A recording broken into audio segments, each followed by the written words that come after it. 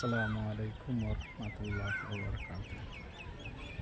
আমি বাংলাদেশের পানামা তিনতলার উপরে এই ভিডিওটি করছি। দেশে সন্ধ্যার টাইমের কি আবহাওয়া বা কীরকম ভিডিও আছে।